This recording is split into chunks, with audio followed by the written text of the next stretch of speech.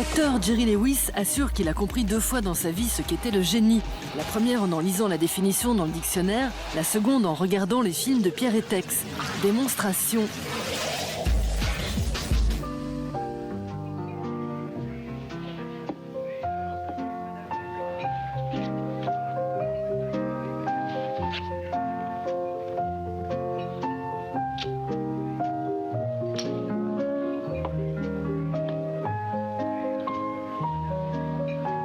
Vous permettez?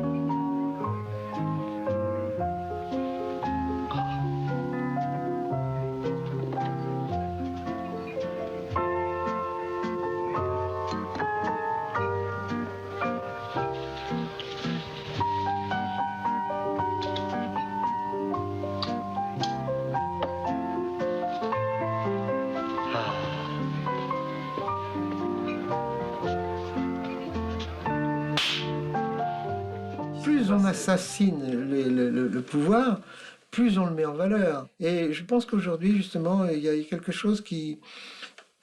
à force de critiquer, on banalise les choses et on donne raison au pouvoir. Et le pouvoir a toujours tort, de toute façon, quoi qu'il arrive. Le pouvoir a tort, ça c'est clair. Été 69, le clown réalisateur prend l'option sociologie. Pierre Étex part tourner le radio-crochet organisé par la radio Europe 1 et réalise son 5e long-métrage, Pays de cocagne. Avec ce documentaire explosif, Étex filme l'enfer du camping.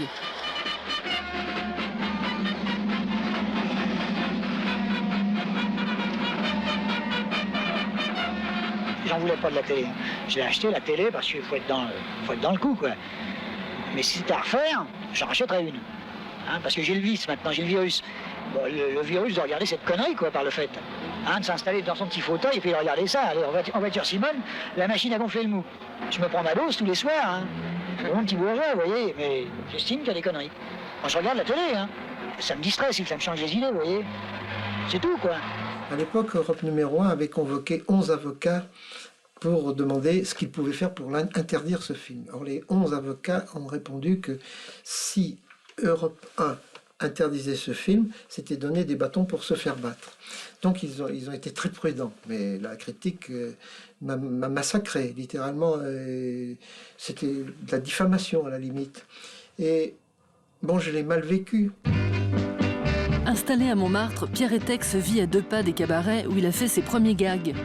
Né en 1928 près de Saint-Étienne, ce fils d'un négociant en cuir suit des études de graphiste, puis étudie l'art du vitrail avant de monter à Paris où la fièvre du music-hall le rattrape. Il gueule pour revenir, ce petit con. Oui, je vais t'ouvrir. Pierre est un orfèvre du slapstick, slap comme baffe et stick comme bâton, une expression datant du cinéma muet. À l'époque, les bruiteurs utilisent le son de 2 bâtons se percutant pour reproduire le son des claques. Cette technique finit par donner son nom au film burlesque, dans lequel le héros accumule les catastrophes.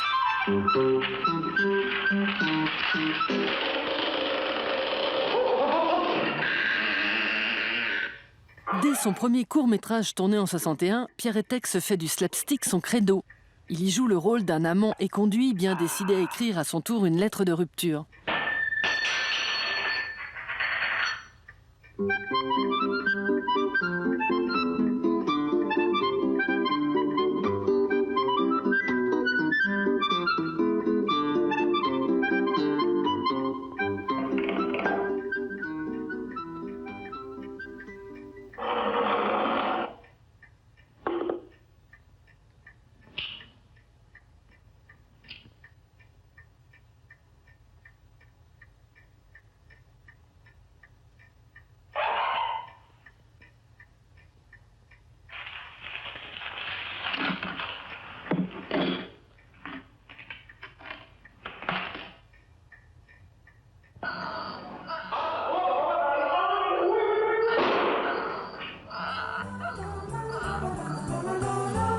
C'est Les Tromblons.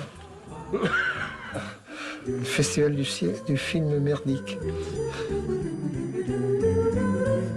Ça, c'est la parole donnée. C'est la statue à l'homme irremplaçable. J'ai fait plein de spots publicitaires. Là, j'ai découvert tout un univers aussi de gens intéressants. Les concepteurs et les créatifs. Ah ça, pas mal quand même. Avec seulement 5 longs métrages, le comédien-réalisateur Pierre Etex a réussi la prouesse de se hisser à la hauteur de ses idoles. Charlie Chaplin, Buster Keaton ou Laurel et Hardy, experts en quiproquos et trompe-l'œil.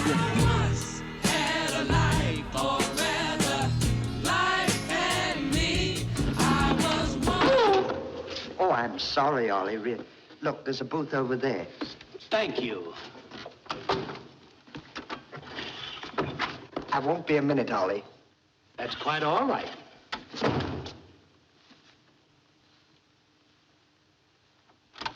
You got 2 dimes for a nickel? Yes.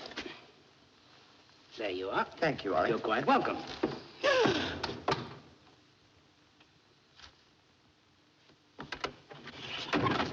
Can't I have a little privacy? I'm terribly sorry.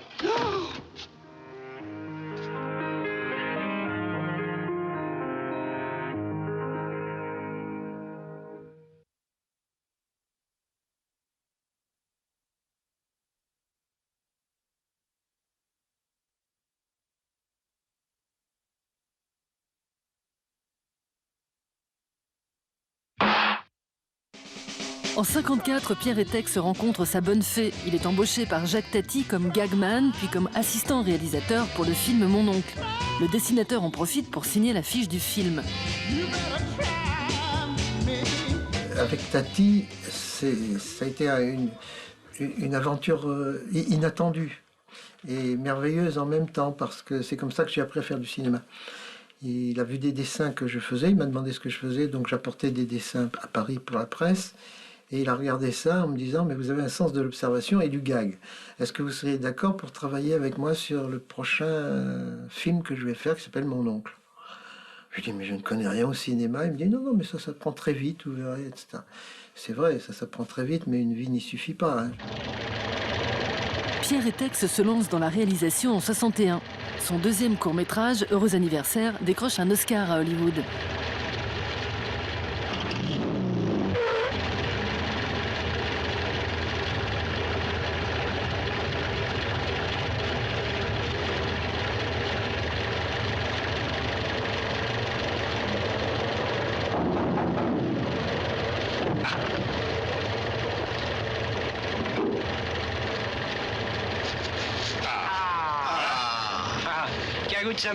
Il est bon, hein? C'est-à-dire que le public avait aimé ce film, alors, et que c'était de l'autre côté de l'Atlantique, alors c'était formidable, parce que j'étais jeune et que j'y croyais. Je voulais y croire. Non, mais c'est vrai que c'est à peu près la seule satisfaction que ça m'ait donnée. En outre, mon producteur l'a mis dans une vitrine, l'a gardé toujours, comme il a gardé tous les autres diplômes que j'ai pu avoir ici ou là. Et il est mort. Laurel trouve son Hardy en la personne de Jean-Claude Carrière. Les deux inséparables s'étaient croisés sur le tournage de Mon oncle 4 ans plus tôt. Collaborateur de Louise Buñuel et de Milos Forman, Jean-Claude co-signe tous les scénarios des films de Pierre Etex. Carrière m'a toujours... il a toujours compris tout de suite ce qui m'animait. Et il n'a jamais rejeté une idée quelle qu'elle soit. Et dès que je lui apportais l'embryon de quelque chose, je lui dis, un jour, j'ai envie de faire la vie d'un milliardaire qui s'ennuie. Point final. Rien d'autre. Formidable. Immédiatement, c'est formidable. Et ça, c'est merveilleux.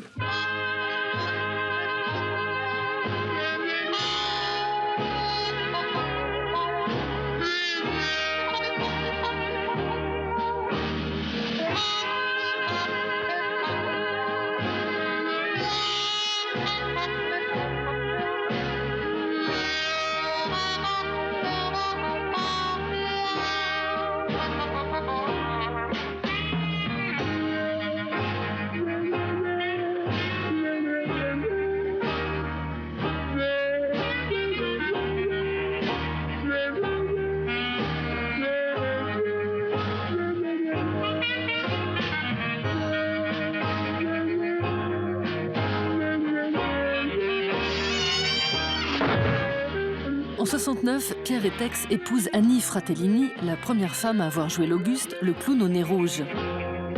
En guise de cadeau de noces, il lui offre le rôle de Florence dans son 4e long métrage, Le Grand Amour.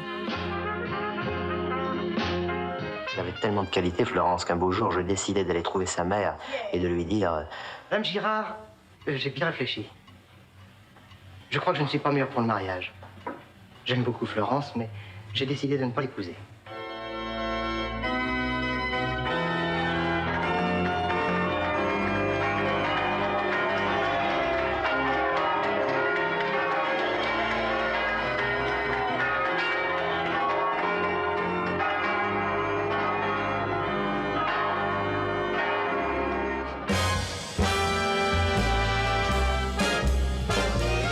Ensemble, Pierre et Annie plaquent le cinéma pour jouer le clown blanc et l'Auguste sous le grand chapiteau. En 1974, ils montent l'école nationale du cirque Annie Fratellini, l'une des premières du genre en Europe. La boucle est bouclée.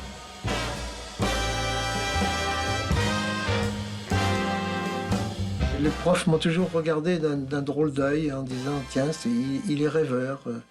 J'étais pas rêveur du tout, mais je pensais continuellement à ce que je voulais faire, c'est-à-dire faire rire les autres, ce qui est une entreprise bien difficile, comme a dit Molière. Une entreprise désespérée même. Ce que je sais, c'est que quand j'étais tout môme, j'avais 4 ans et demi, 5 ans à peine, mon grand-père m'a emmené au cirque, et ça a été déterminant. J'ai vu des clowns et j'ai dit, voilà, c'est ça que je vais faire. Tout a commencé comme ça.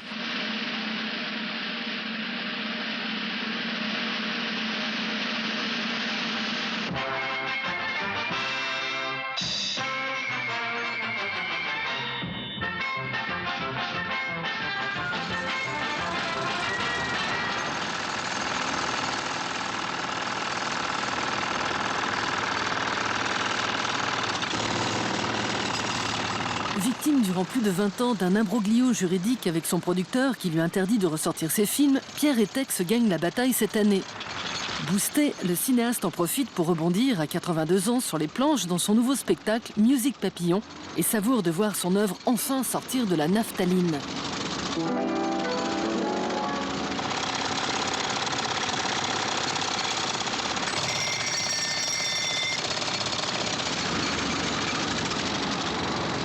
On me parle toujours de la nostalgie, comme si j'étais toujours penché sur le passé.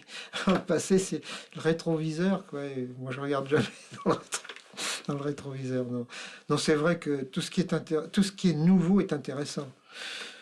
C'est ce qui génère une énergie.